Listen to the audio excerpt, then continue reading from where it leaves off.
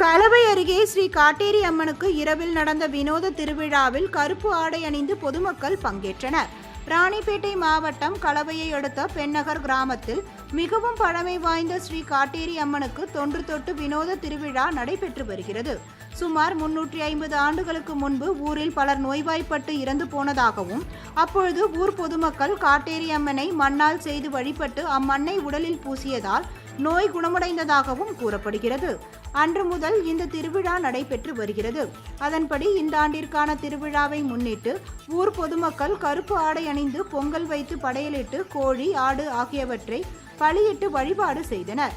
இதனைத் தொடர்ந்து பம்பை உடுக்கை அடித்து பால் பாடி வழிபட்ட போது ஸ்ரீ காட்டேரி அம்மன் பெண்கள் மீது எழுந்தருளி கிராம மக்களை கட்டி காப்பாற்றுவேன் என்று வாக்குறுதி வழங்கியது.